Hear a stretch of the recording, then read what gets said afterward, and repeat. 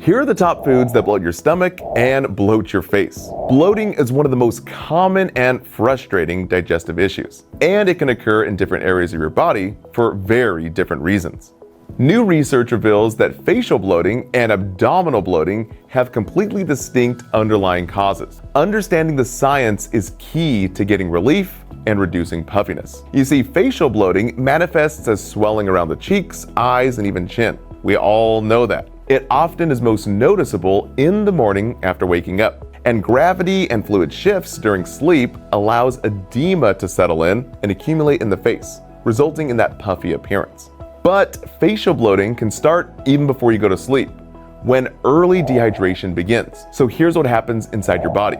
In the initial phase of dehydration, your kidneys conserve water by retaining it inside the tissues. Now this causes localized swelling, which the face is especially prone to.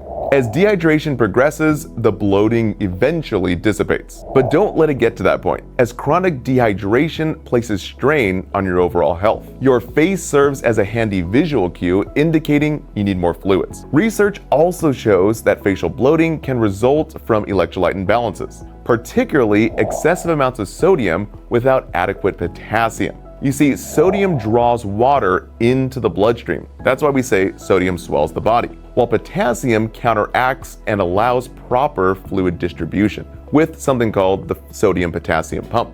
The solution is proper hydration and optimizing sodium and potassium intake. So aim for around 1 teaspoon of balanced mineral salt, for example, Himalayan sea salt, that pink salt, per 3/4 to 1 gallon of water daily. Additionally, potassium-rich foods like avocados, green leafy veggies, and even mineral supplements like cream of tartar can reduce facial swelling. Hey guys, you're tuned into YouTube's #1 longevity and anti-aging channel.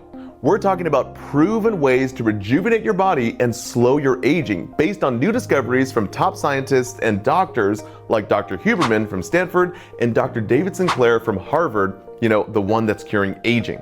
Now, I take those long, complex topics and make them simple with practical protocols that you can quickly implement into your daily life.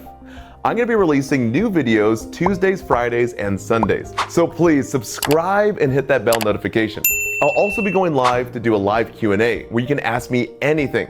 For example, I'm going to get some stem cells done in South America very soon and some other medical procedures. So you can join me live in the office in real time and ask me anything.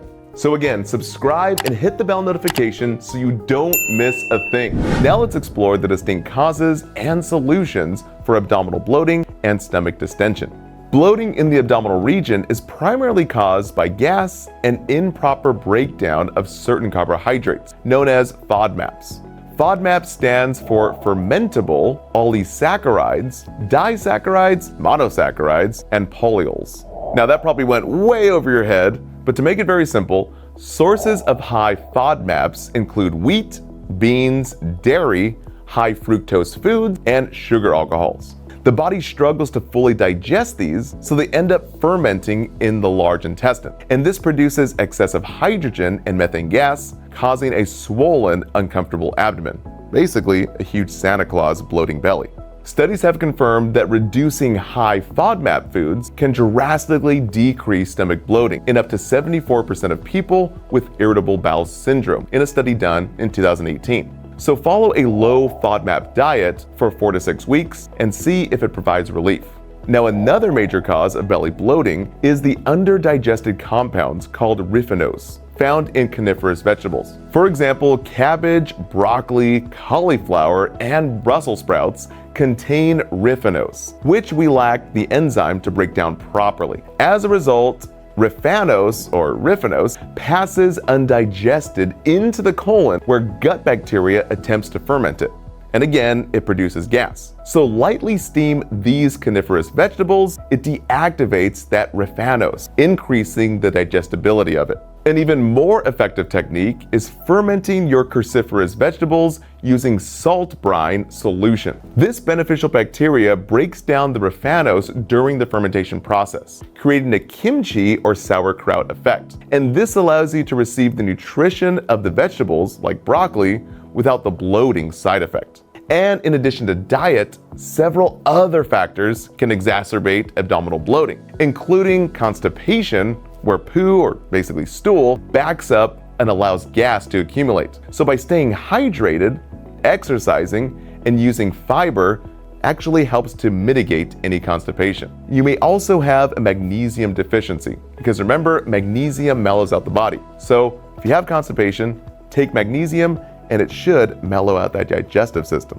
Another thing to know is small intestinal bacterial overgrowth, SIBO. Excess bacteria inside the small intestine can actually create more fermentation and gas. So ask your doctor about the hydrogen breath test for SIBO. Also, food intolerance. Allergies and food sensitivities like lactose intolerance can actually lead to indigestion and gas. So try an elimination diet, or try to go to Viomi and get a gut allergen test to see which foods react with you best. Next is all about stress and anxiety. The gut has a huge network of neurons that communicate directly to the brain. That's why they say your gut is your second brain. And 90%, well, 70 to 90% of your serotonin, the happy molecule, is made in the gut, which inevitably gets to the brain. So it's no wonder that stress can alter this gut-brain connection.